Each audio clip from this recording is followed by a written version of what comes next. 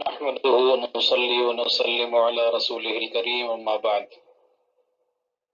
آج کی تراویح میں اللہ رب العزت کے فضل و کرم سے سورہ ہود کا بقیہ حصہ مکمل ہوا، سورہ یوسف کی مکمل تلاوت ہوئی اور سورہ رعد کا ابتدائی حصہ تلاوت ہوا۔ پاروں کی ترتیب سے اللہ کے فضل سے 12.5 پارے ہو گئے۔ سورہ ہود کا جو حصہ ہم نے آج کی تراویح میں پڑھا ہے، اس میں اللہ تعالی نے حضرت ہود علیہ السلام، حضرت صالح علیہ السلام، حضرت لوط علیہ السلام، حضرت شعیب علیہ السلام کا ذرا تفصیلی اور حضرت موسیٰ علیہ اور ہارون علیہ السلام کا مختصر تذکرہ فرمایا ہے، اور ان انبیاء کرام کا تذکرہ فرمانے کا جو مقصد ہے اور اس کی جو حکمت ہے وہ سورت کے آخر میں اللہ تعالیٰ نے خود بیان فرمائی ہے۔ وَكُلًّا نَقُصُّ عَلَيْكَ مِنْ أَنْبَاءِ الرُّسُلِ مَا نُثَبِّتُ بِهِ فُؤَادَكَ، ہم جو انبیاء کرام علیہم الصلوات والتسلیمات کی قصے اور ان کے حالات آپ کو سناتے ہیں، اس سے ہمارا مقصد آپ کے دل کو مضبوط کرنا ہے۔ مفسرین کی اصطلاح میں اس مقصد کو التشجیع علی التبلیغ کہا جاتا ہے، کہ تبلیغ کے کام پر، دعوت کے کام پر ہمت دلانا، تسلی دینا کہ آپ سے پہلے آپ کے بھائی گزرے ہیں، انبیاء کرام علیہم الصلوات والتسلیمات گزرے ہیں، ان کے ساتھ اسی طرح کے مشکل حالات پیش آتے رہے ہیں۔ حضرت ہود علیہ السلام قوم عاد کے پاس اللہ تعالیٰ کی طرف سے بھیجے گئے، جو اپنے بڑے ڈیل ڈول اور بہت بڑے قد کاٹ کی وجہ سے اپنے آپ کو بہت اہم لوگ سمجھتے تھے، اور ان کا دعویٰ یہ ہوتا تھا کہ من اشد منا قوہ، ہم سے زیادہ طاقتور کون ہے۔ حضرت ہود علیہ السلام نے ان کو توحید کی دعوت دی، انہوں نے ہود علیہ السلام کی دعوت کا انکار کیا اور یہ کہا کہ ہمیں ایسا لگتا ہے کہ ہمارے خداؤں نے آپ کو کچھ نقصان پہنچایا ہے، آپ کی عقل کام نہیں کر رہی، اس وجہ سے آپ ہمارے آباء و اجداد کے دین سے پھر رہے ہیں۔ حضرت ہود علیہ السلام نے صاف الفاظ میں ان سے یہ کہا کہ اللہ کے علاوہ تمہارے جتنے جھوٹے معبود ہیں، ان سب جھوٹے معبودوں کو میرے پیچھے لگا لو، اللہ رب العزت میری حفاظت کریں گے، میں اللہ کے علاوہ کسی سے ڈرتا نہیں ہوں۔ انہوں نے دعوت کو قبول کرنے سے انکار کیا اور حضرت ہود علیہ السلام کی محنت اور ان کی کوشش کو انہوں نے قبول نہیں کیا، تو اللہ تعالیٰ کا عذاب آیا ہوا کی طوفان کی شکل میں، جو مسلسل 7 راتیں اور 8 دن ان کے اوپر مسلط رہا۔ وہ طوفان جو ان کو ان کے گھروں سے نکال کر زمین پہ پٹخ کے مارتا رہا، اور اللہ تعالیٰ نے آگے سورۃ الحاقہ میں فرمایا ہے کہ انہم اعجاز نخل خاویہ، ایسے لگتا تھا جیسے زمین کے اوپر کھجور کے بڑے بڑے تنے پڑے ہوئے۔ اللہ تعالیٰ نے حضرت ہود علیہ السلام اور ان کے اوپر ایمان لانے والوں کو بچایا۔ قوم عاد کو اللہ تعالیٰ نے ختم فرما دیا۔ قوم ثمود جو قوم عاد کی متصل بعد آئی ہے، ان کے پاس حضرت صالح علیہ السلام کو اللہ تعالیٰ نے بھیجا۔ یہ بڑی ماہر قوم تھی، یہ زمین پر محلات بناتی تھی، پہاڑوں کو تراش کر اس کے اندر گھر بناتی تھی، اور اپنے آپ کو اس تعمیر کے کام میں انہوں نے منوایا ہوا تھا۔ حضرت صالح علیہ السلام کی دعوت کو انہوں نے ٹکرایا، شرک و بت پرستی سے باز نہ آئے، اللہ تعالیٰ نے ان پر زلزلہ مسلط کیا اور یہ ختم ہو گئے۔ حضرت لوط علیہ السلام حضرت ابراہیم علیہ السلام کے بھتیجے یا ان کے بھانجے ہیں۔ یہ جس بستی کی طرف مبعوث فرمائے گئے تھے، اس کے اندر بہت گندی عادتیں تھیں۔ اللہ تعالیٰ نے حضرت لوط علیہ السلام کو ان کی ہدایت کے لیے بھیجا، انہوں نے حضرت لوط علیہ السلام کی بات کو نہیں مانا، اپنی گندی باتوں سے، اپنی بدعمالیوں سے باز نہ آئے۔ اللہ تعالیٰ نے فرشتوں کو بھیجا اور انہوں نے اس زمین کو اٹھا کر پٹخ دیا اور اوپر پتھروں کی بارش کر دی، اللہ تعالیٰ نے ان کو مٹا دیا۔ حضرت شعیب علیہ السلام کو اللہ تعالیٰ نے جس قوم کے پاس بھیجا، ان کے اندر اور بہت ساری خرابیوں کے ساتھ ساتھ یہ بھی تھی کہ وہ ناپ تول میں گڑبڑ کرتے تھے۔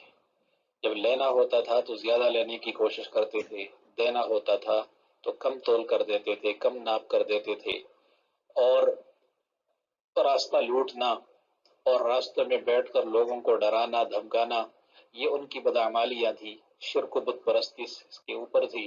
حضرت شعیب علیہ السلام نے ان کو سمجھایا، ان کو توحید کی دعوت دی اور ان کو ان بدعمالیوں سے باز آنے کی ترغیب دی۔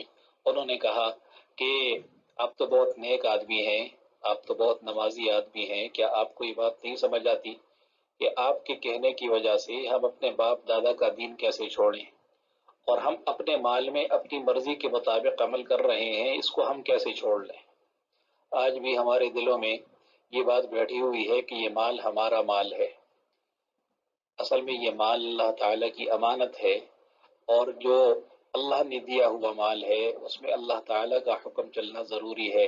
جہاں اللہ تعالیٰ نے کمانے کا کہا ہے وہاں سے کمائیں گے، جہاں سے خرچ کرنے کا کہا، جہاں پر خرچ کرنے کا کہا ہے وہاں خرچ کریں گے، اور جہاں کمانے سے اور خرچ کرنے سے منع کیا ہے اس سے باز رہیں گے۔ یہی اللہ تعالیٰ کا حکم ہے۔ ان لوگوں نے بھی حضرت شعیب علیہ السلام کی دعوت کو ٹھکرایا اور نہیں مانے۔ اللہ تعالیٰ نے زلزلہ مسلط کر کے ان سب کو ختم کر دیا۔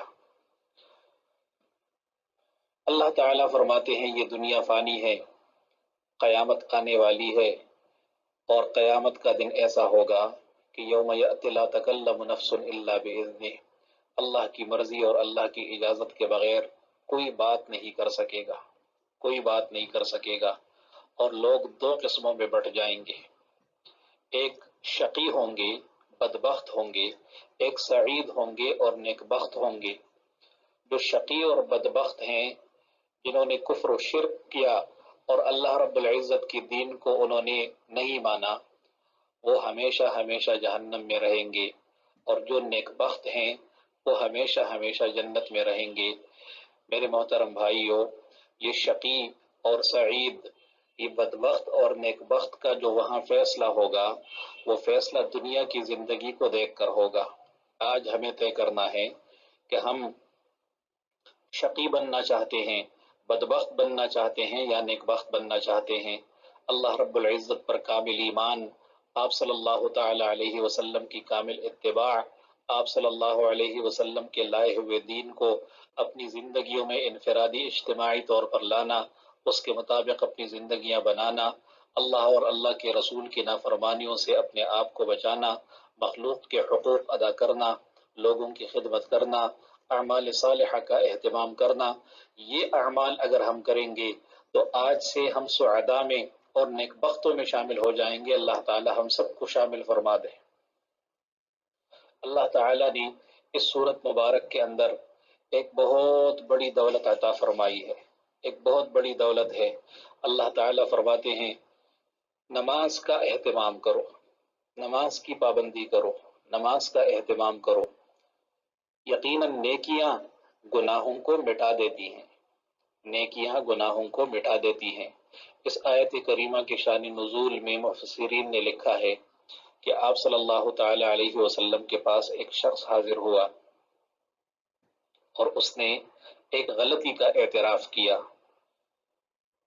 اس نے کہا کہ میں مدینہ منورہ میں گلی میں سے گزر رہا تھا، ایک خاتون سامنے سے آ رہی تھی، تو میں نے شیطان کے بہکاوے میں آ کر اس خاتون کو چھیڑا، اس لیے میری جو سزا ہے اور میرے اوپر اللہ تعالیٰ کی طرف سے جو سزا مقرر ہے وہ سزا آپ مجھے دے دیجیے۔ ابھی آپ صلی اللہ تعالی علیہ وسلم نے اس کو جواب نہیں دیا تھا کہ نماز کا وقت ہو گیا۔ نماز ہو گئی تو نماز سے فارغ ہونے کے بعد آپ نے فرمایا کہ وہ سوال پوچھنے والا بندہ کون تھا؟ تو وہ صاحب سامنے آئے، تو آپ نے فرمایا کیا تم نے ابھی ہمارے ساتھ نماز پڑھی ہے؟ تو اس نے کہا جی میں نے نماز پڑھی ہے۔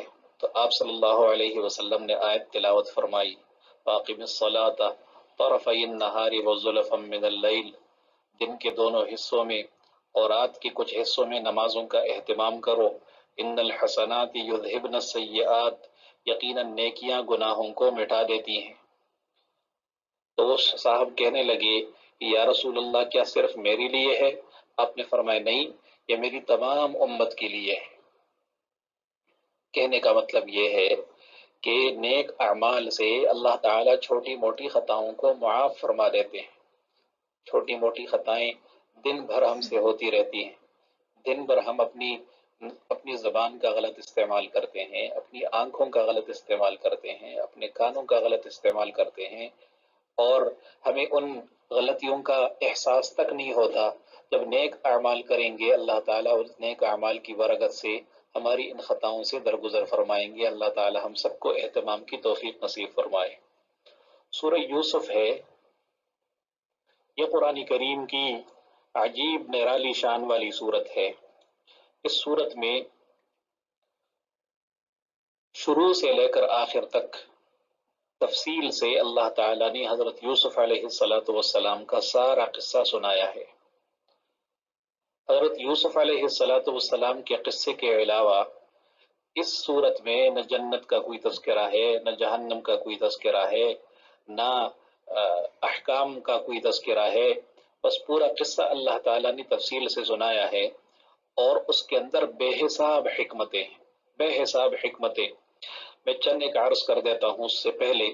آپ حضرت یوسف علیہ السلام کا جو قصہ ہے جو اللہ تعالیٰ نے بہت تفصیل سے یہاں ذکر فرمایا ہے، اس کو مختصراً سن لیجیے۔ حضرت یوسف علیہ السلام حضرت یعقوب علیہ السلام کے بیٹے ہیں۔ حضرت یعقوب علیہ السلام حضرت اسحاق علیہ السلام کے بیٹے ہیں، اور حضرت اسحاق علیہ السلام حضرت ابراہیم علیہ السلام کے بیٹے ہیں۔ گویا حضرت یوسف علیہ السلام حضرت ابراہیم علیہ السلام کے پڑپوتے ہیں۔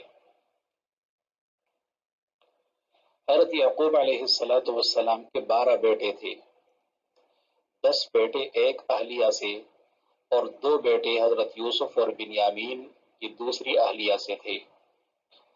جس طرح عام طور پر یہ ہوتا ہے کہ باپ کو بعض بچوں سے زیادہ محبت ہوتی ہے، ان کی کچھ خصوصیات کی وجہ سے، ان کے کچھ اچھے اخلاق اور عادات کی وجہ سے، تو حضرت یعقوب علیہ السلام کو حضرت یوسف علیہ السلام کے ساتھ خصوصی محبت تھی۔ اس کی وجہ سے ان کے دیگر بھائی حسد کے اندر مبتلا ہو گئے، اور وہ یہ سمجھے کہ ہم پورا جتھا ہیں، ہم پورے 10 آدمی ہیں، ہم سے محبت نہیں اور ایک یوسف سے محبت ہے۔ اس حسد نے ان کو اس بات پر آمادہ کیا، اور یہ آپس میں مشورہ کرنے لگے کہ یوسف علیہ السلام کو نعوذ باللہ قتل کر دیتے ہیں۔ پھر ایک نے کہا کہ قتل نہیں کرتے، بس یہاں سے کہیں نکال کے باہر لے جاتے ہیں، کسی کنویں میں پھینک دیتے ہیں، کوئی اٹھا کے لے جائے گا۔ اپنے والد صاحب سے اجازت لے کر کھیل کود کے بہانے، سیر سپاٹے کے بہانے حضرت یوسف علیہ السلام کو لے گئے، اور وہ اس وقت تقریباً 12-13 سال کی عمر کے بچے تھے، اور ان کو ایک اندھے اور ویران کنویں کے اندر ڈال دیا۔ اس سے پہلے ان کی قمیض اتار دی، اور کوئی جانور ذبح کر کے اس کا خون لگا کر وہ خون میں لتڑی ہوئی قمیض حضرت یعقوب علیہ السلام کے پاس لائے، اور کہنے لگے ہم آپس میں دوڑ کا مقابلہ کر رہے تھے، یوسف کو ہم نے سامان کے پاس بٹھایا ہوا تھا، اور بھیڑیا آیا یوسف علیہ السلام کو کھا گیا، اور قمیض دکھائی کہ دیکھیے یہ خون آلود قمیض ہے، حضرت یوسف کا یہ خون ہے۔ حضرت یعقوب علیہ السلام بظاہر لگتا ایسا ہے کہ سمجھ گئے، اس لیے انہوں نے کہا کہ بس میں صبر سے کام لوں گا، اللہ تعالی صبر کرنے والوں کے ساتھ ہیں۔ ادھر یہ ہوا کہ کوئی قافلہ گزرا جس کو پانی کی ضرورت تھی اور کوئی بندہ پانی کی تلاش میں گھوم رہا تھا، اس نے اس ویران کنویں میں ڈول ڈالا۔ حضرت یوسف علیہ السلام اس کے ساتھ چمٹ گئے، اور جب باہر نکالا تو پتہ چلا کہ یہ تو نوجوان ہے، خوبصورت بھائی ادھر ادھر گھوم کر چوکیداری کرتے تھے، فوراً آئے، کہنے لگے یہ ہمارا غلام ہے، ہمارا نوکر ہے، بھاگا ہوا ہے اور یہ ہمیں پریشان کرتا ہے، اس کی ہمیں ضرورت نہیں ہے، بس تھوڑے پیسے لے کر آپ اس کو اپنے ساتھ لے جائیں۔ اللہ تعالیٰ فرماتے ہیں معمولی رقم کو انہوں نے حضرت یوسف علیہ السلام کو قافلے والوں کو بیچ دیا۔ قافلے والے حضرت یوسف علیہ السلام کو لے کر مصر گئے، اور مصر کے بازار میں حضرت یوسف علیہ السلام کی بولی لگی۔ اللہ تعالیٰ نے حسن و جمال بہت عطا فرمایا ہوا تھا، اس وجہ سے بہت بولیاں لگی، اور عزیز مصر جو ایک طرح سے کہہ لیجئے کہ مصر کا وزیر اعظم تھا، اس نے حضرت یوسف علیہ السلام کو خرید لیا۔ اس کی اولاد نہیں تھی، اور اس نے آ کر اپنی بیوی سے کہا کہ اس کا اچھے سے طریقے سے خیال رکھو، اور ہو سکتا ہے اس کو ہم اپنا بیٹا بنا لیں گے۔ اللہ تعالیٰ فرماتے ہیں ہم نے یوسف علیہ السلام کو ٹھہرنے کی اور رکنے کی اور رہائش کی جگہ ہم نے عطا فرما دی۔ وقت گزرتا رہا، حضرت یوسف علیہ السلام جوان ہوئے، اور عزیز مصر کی بیوی کی نیت خراب ہو گئی، اور اس نے حضرت یوسف علیہ السلام سے بدکاری کا مطالبہ کیا۔ حضرت یوسف علیہ السلام نے انکار کیا اور بھاگے، اور عزیز مصر کی بیوی نے پیچھے سے ان کی قمیض پکڑی تو قمیض پھٹ گئی، اور جب دروازے سے باہر نکلے تو اس کا شوہر باہر کھڑا تھا، اور اس نے فوراً یوسف علیہ السلام پر الزام لگا دیا۔ تحقیق سے یہ پتہ چلا کہ یوسف علیہ السلام بے گناہ ہیں، لیکن بہرحال معاملے کو رفع دفع کیا گیا، بات پھیل گئی، اور جو محلات کی بیگمات ہیں وہ عزیز مصر کی بیوی کو مورد الزام ٹھہرانے لگی کہ یہ اپنے غلام کے اوپر عاشق ہو گئی ہے۔ اس نے ان کا منہ بند کرنے کے لیے یہ انتظام کیا کہ ایک دعوت کا انتظام کیا، سب کے ہاتھوں میں فروٹ کاٹنے والی چھریاں دے دی، اور یوسف علیہ السلام کو کہا کہ سامنے سے آ جاؤ۔ انہوں نے یوسف علیہ السلام کو دیکھا تو وہ ان کے حسن و جمال سے اتنی متاثر ہوئی کہ فروٹ کے بجائے اپنی انگلیاں کاٹ ڈالی۔ تو یہ عزیز مصر کی بیوی نے کہا تھا کہ یہی وہ نوجوان ہے جس کی وجہ سے تم میری اوپر الزام لگاتی ہو، میں مانتی ہوں کہ میں نے اس سے یہ مطالبہ کیا تھا، اور اگر اس نے نہ مانا تو یہ جیل جائے گا اور یہ ذلیل و رسوا ہوگا۔ حضرت یوسف علیہ السلام نے اسی وقت دعا مانگی، یا اللہ اس مصیبت سے تو مجھے جیل زیادہ پسند ہے، اللہ مجھے اس سے نجات عطا فرما۔ اللہ تعالیٰ فرماتے ہیں کہ کچھ باتیں دیکھ کر عزیز مصر کا اور لوگوں کا یہ فیصلہ ہوا کہ یوسف کو کچھ زمانے میں تک جیل میں ڈالا جائے۔ جیل میں چلے گئے، جیل میں دو ساتھی ملے۔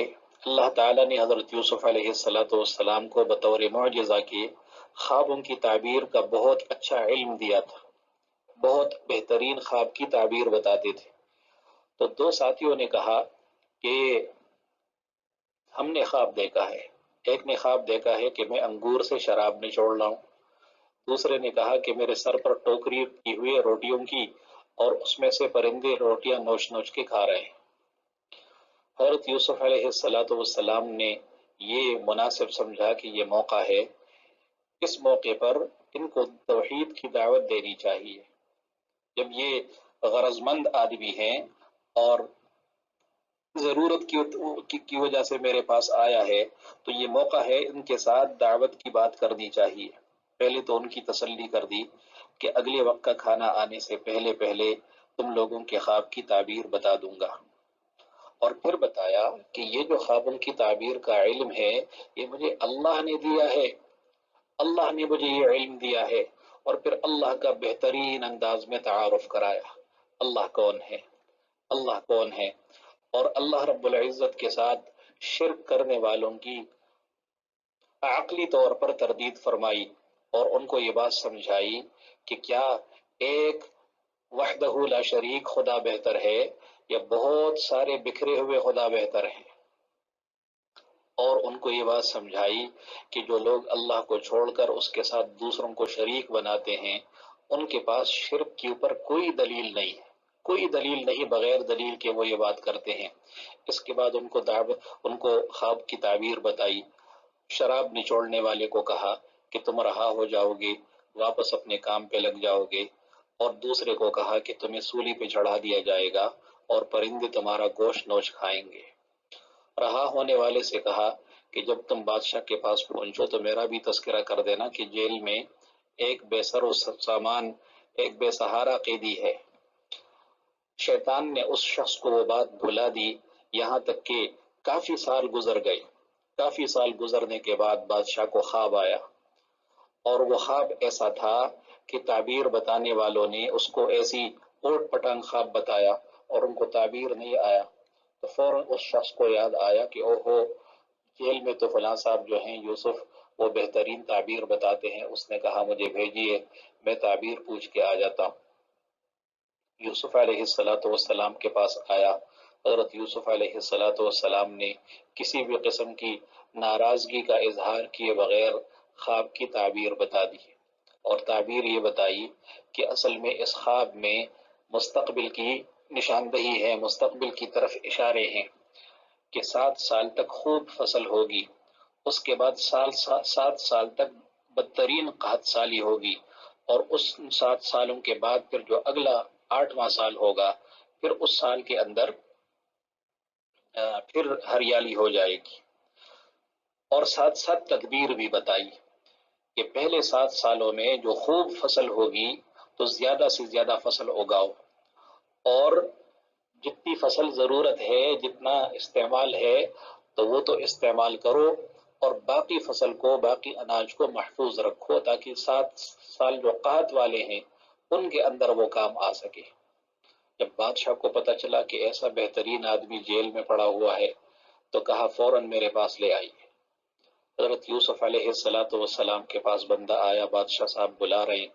حضرت یوسف علیہ السلام نے نکلنے سے انکار کیا، فرمایا پہلے یہ معلوم کرو کہ مجھے کس جرم میں جیل بھیجا گیا، میرا جرم مجھے بتایا جائے۔ اگر بغیر اپنی صفائی کرائے جیل سے نکلتے تو جیل کے اندر رہنے کا داغ ان کے اوپر رہتا، گویا مجرم ہے۔ اس لیے یہ مطالبہ کیا کہ میرے کیس کی تفتیش کی جائے، مجھے کس جرم کے اندر جیل ڈالا گیا ہے۔ بادشاہ کے حکم سے فوراً ان عورتوں کو جمع کیا گیا، اور ان تمام عورتوں نے حضرت یوسف علیہ السلام کی پاک دامنی کی شہادت اور گواہی دی۔ عزیز مصر کی بیوی نے اپنی غلطی کا اعتراف کیا، اور یوسف علیہ السلام ہر قسم کے داغ سے پاک صاف ہو کر جیل سے نکل آئے۔ بادشاہ سے ملاقات ہوئی، بادشاہ ان کی باتوں سے اور ان کی ذہانت اور فطانت سے بہت متاثر ہوا۔ حضرت یوسف علیہ السلام نے یہ مناسب سمجھا کہ اس وقت وزارت خزانہ میرے پاس ہونی چاہیے، اس لیے کہ مجھے طریقہ آتا ہے کہ کیسے کرنا ہے۔ بادشاہ نے ان کو وزیر خزانہ بنایا۔ بہرحال وہ 7 سال جو ہریالی والے تھے وہ گزر گئے، قحط شروع ہو گیا، اور قحط سالی کے اثرات مصر سے لے کر شام تک پھیل گئے۔ شام میں حضرت یعقوب علیہ السلام اپنے خاندان کے ساتھ رہ رہے تھے۔ وہاں پتہ چلا کہ مصر کے اندر ایک عادل بادشاہ ہے، وہ اناج کے بدلے اناج دیتا ہے، چیزوں کے بدلے اناج دیتا ہے، اور ایک بندے کو ایک جو اونٹ کا بار ہے اور اونٹ کا بوجھ ہے وہ اناج ملتا ہے۔ حضرت یوسف علیہ السلام کے 10 بھائی اناج کی تلاش میں مصر آئے، آمنا سامنا ہوا۔ یوسف علیہ السلام نے ان کو پہچانا، لیکن الگ ہونے کے وقت حضرت یوسف علیہ السلام کی عمر کم تھی اور شکل و شباہت میں کافی تبدیلی آئی تھی، وہ نہیں پہچان سکے۔ باتوں باتوں میں انہوں نے کہا کہ ہمارا ایک اور بھائی بھی ہے۔ حضرت یوسف علیہ السلام کو اپنے سگے بھائی کے ساتھ ملاقات کا شوق ہوا، تو فرمایا اگلی دفعہ ان کو بھی لے آنا، اور اگر نہیں لائے تو آپ کو اناج نہیں ملے گا۔ اور اپنے ملازمین سے کہا کہ اس وقت یہ جو پیسہ لائے ہیں وہ پیسہ ان کے سامان میں واپس رکھ دیا جائے تاکہ یہ واپس ضرور آئیں۔ یہ جب گئے حضرت یعقوب علیہ السلام کو صورتحال بتائی کہ ہمیں بنیامین کو ساتھ لے جانا ہے، تو انہوں نے صاف منع کر دیا کہ یوسف کے ساتھ تم نے جو کچھ کیا تھا تو میں اب بنیامین کو تمہارے ہاں ساتھ نہیں بھیج سکتا۔ جب انہوں نے اپنا سامان کھولا اور یہ دیکھا کہ سامان کے اندر ہمارے پیسے بھی رکھے ہوئے ہیں تو بہت خوش ہوئے، اور پھر والد صاحب سے گزارش کی۔ والد صاحب نے کچھ وعدہ وعید کر کے جانے کی اجازت دے دی۔ حضرت یعقوب علیہ السلام کی اجازت کے بعد بنیامین جو حضرت یوسف علیہ السلام کے سگے بھائی تھے ان کو بھی لے کر یہ دوبارہ مصر گئے۔ حضرت یوسف علیہ السلام کا بنیامین کے ساتھ سامنا ہوا اور ان کو تنہائی میں بتایا کہ میں آپ کا سگا بھائی یوسف ہوں، اور ان کے ساتھ یہ پلان بنایا کہ آپ کو کوئی ایسا طریقہ کرتے ہیں کہ آپ میرے پاس کچھ زیادہ دن رک جاؤ، بھائی چلے جائیں گے اور آپ میرے پاس رک جاؤ۔ اب اگر یہ بولتے کہ اس کو ویسے رہنے دو تو وہ ماننے کے لیے تیار نہ ہوتے، اس کے لیے اللہ تعالیٰ کی اجازت سے ایک حیلہ کیا۔ حیلہ یہ کیا کہ بادشاہ کا ایک پیالہ جو بہت قیمتی تھا وہ بنیامین کے بوری کے اندر رکھ دیا گیا، اور جب قافلہ چل پڑا تو پیچھے سے آواز لگائی گئی، بھئی تم چور ہو، رک جاؤ۔ کیا چیز چوری ہوئی ہے؟ کہنے لگے بادشاہ کا پیالہ چوری ہوئی۔ کہنے لگے ہم چور وور نہیں ہیں، تلاشی دو۔ پہلے باقی تمام بھائیوں کی تلاشی لی گئی اور آخر میں بنیامین کی بوری کی تلاشی لی گئی اور اس میں سے پیالہ نکل آیا۔ پہلے ان کے ساتھ طے کر چکے تھے کہ یعقوب علیہ السلام کی شریعت میں یہ تھا کہ چور اس شخص کا کچھ عرصے تک اس شخص کے پاس رہنا ہوتا تھا کہ جس کی اس نے چوری کی ہے۔ اس حیلے کے ذریعے سے حضرت یوسف علیہ السلام نے حضرت بنیامین کو اپنے پاس روک لیا۔ اب بھائی پریشان کہ پہلے یوسف کا معاملہ ہوا تھا، اب بڑے وعد وعید کے ساتھ بنیامین کو ساتھ کر دیا تھا تو وہ بھی اب ہمارے ہاتھ سے نکل گئے، اب کیا کریں؟ تو بڑے بھائی نے کہا میں بھی نہیں جاؤں گا، جب تک والد صاحب خود بلائیں گے نہیں میں بھی نہیں جاؤں گا، آپ جا کے والد صاحب کو صاف صاف صورتحال بتائیے۔ جب یہ گئے اور انہوں نے کہا کہ آپ کے بیٹے نے چوری کی ہے، باقی قافلے والوں سے پوچھ لیجیے، یہی صورتحال ہے۔ حضرت یعقوب علیہ السلام چونکہ پہلے سے بددل ہو چکے تھے اس لیے انہوں نے نہیں مانا، اور وہ روتے روتے ان کی بینائی ختم ہو گئی تھی، اور انہوں نے اپنے بچوں سے کہا کہ دیکھو اللہ کی مدد سے، اللہ کی رحمت سے مایوس مت ہونا، جاؤ یوسف اور اس کے بھائیوں کو تلاش کر کے لاؤ۔ اب جب تیسری مرتبہ بھائی جانے لگے، اب یہ 9 رہ گئے تھے، بڑا بھائی اور 2 یوسف علیہ السلام اور بنیامین تو پہلے سے مصر میں تھے۔ ایک تیسری مرتبہ گئے ہیں، یوسف علیہ السلام سے سامنا ہوا ہے تو ان کے پاس اناج کی خریداری کے لیے پیسے نہیں تھے، تو انہوں نے یوسف علیہ السلام سے کہا کہ ہم کچھ معمولی رقم لے کے آئے ہیں، آپ یہ لے لیجئے اور ہمیں پورا اناج دے دیجئے، ہمارے اوپر صدقہ کر لیجئے۔ اب حضرت یوسف علیہ السلام سے برداشت نہ ہوا اور انہوں نے پوچھا کیا تمہیں پتا ہے کہ تم نے یوسف کے ساتھ کیا کیا تھا؟ اب ظاہر ہے یہ بات ان کے علاوہ کسی کو معلوم نہیں تھی، اگر کسی کو معلوم تھی تو وہی حضرت یوسف علیہ السلام تھے۔ اب جب انہوں نے غور سے دیکھا تو کہنے لگے کیا آپ یوسف ہیں؟ تو نے کہا ہاں میں یوسف ہوں اور یہ میرے بھائی ہیں۔ اب بھائیوں کا شرمندگی کے مارے برا حال ہے، اور یوسف علیہ السلام کی عظمت کا اور ان کی بڑائی کا اعتراف کر رہے ہیں۔ انہوں نے مختصر الفاظ میں کہا کہ کوئی بات نہیں، بس وہ جو کچھ ہوا وہ ہو گیا، اب ایسا کرو یہ میری قمیض لے جاؤ، والد صاحب کی آنکھوں پر یہ قمیض ڈال دو، وہ ٹھیک ہو جائیں گے انشاءاللہ، اور تم سارا خاندان، سارا قبیلہ سب یہاں مصر آ جاؤ۔ اللہ تعالیٰ فرماتے ہیں کہ جب مصر سے قافلہ چل پڑا، حضرت یعقوب علیہ السلام شام میں ہیں، جب مصر سے قافلہ چل پڑا تو اسی وقت حضرت یعقوب علیہ السلام نے فرمایا انی لاجد ریح یوسف، مجھے یوسف کی خوشبو آ رہی ہے، مجھے یوسف کی خوشبو آ رہی ہے۔ گھر والوں نے کہا آپ یوسف کی جدائی میں اور اس کی تڑپ کے اندر آپ کے دماغ نے کام کرنا چھوڑ دیا ہے. یوسف کہاں سے آئیں گے؟ اور جب قافلہ پہنچا اور ان کی آنکھوں کے اوپر وہ قمیض جو مبارک قمیض تھی وہ ڈال دی، آنکھوں نے کام کرنا شروع کر دیا، تو کہا میں نے نہیں کہا تھا کہ میں اللہ کی طرف سے ایسی باتیں جانتا ہوں جو تم نہیں جانتے.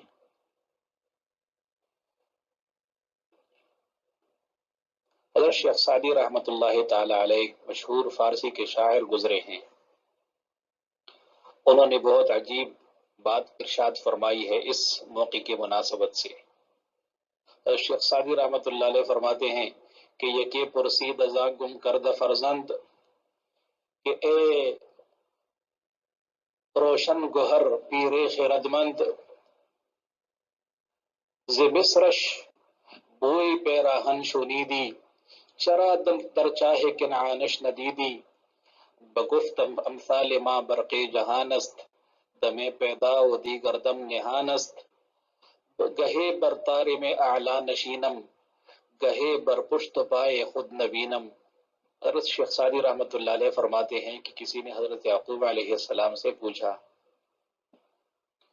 کہ مصر سے قافلہ چل پڑا اور شام میں آپ کو خوشبو آئی، تو اگر آپ کی قوت شامہ اتنی تیز ہے تو مصر شام میں اپنے گھر کے قریب کنعان کے جنگل میں جب وہ کنویں میں پڑے ہوئے تھے تو اس وقت آپ کو خوشبو کیوں نہیں آئی؟ اس وقت آپ بول دیتے، بیٹوں سے کہہ دیتے کہ تم جھوٹ بول رہے ہو، وہ تو فلاں کنویں میں پڑا ہوا ہے، تم نے اس کو کنویں میں ڈال دیا ہے، بیڑی نے نہیں کھایا. شام کے اندر اپنے گھر سے کچھ فاصلے پر کنویں کے اندر بیٹا موجود ہے، آپ کو نہیں پتا چلا، اور مصر سے قافلہ چل پڑا تو آپ کو وہاں سے حضرت یوسف کی خوشبو آنے لگی. حضرت یعقوب علیہ السلام نے جواب میں فرمایا کہ دیکھو ہم جو پیغمبر لوگ ہیں نا، ہماری مثال بجلی کی چمک کی ہے. بارش سے پہلے بجلی چمکتی ہے، اندھیرا ہوتا ہے، جب بجلی چمکتی ہے تو اس کی چمک میں ہر چیز ایک لمحے کے لیے روشن ہو جاتی ہے، اور جیسے بھی بجلی کی چمک ختم ہوتی ہے دوبارہ اندھیرا چھا جاتا ہے. تو ہمارے پاس وحی آتی ہے، اس وحی کی مثال اس بجلی کی چمک کی ہے. تو جب وحی کا سلسلہ ہوتا ہے تو ہم عرش کی باتیں بتا رہے ہوتے ہیں، اور جب وحی کا سلسلہ نہیں ہوتا تو اپنے پیٹھ پیچھے کی چیز بھی ہمیں نہیں نظر آتی. اللہ تعالیٰ سمجھا رہے ہیں غیب کا علم صرف اللہ کے پاس ہے، غیب کا علم صرف اللہ کے پاس ہے. اللہ رب العزت کے علاوہ کوئی غیب کا علم نہیں جانتا. حضرت یعقوب علیہ السلام اپنے خاندان کو لے کر مصر آئے، اور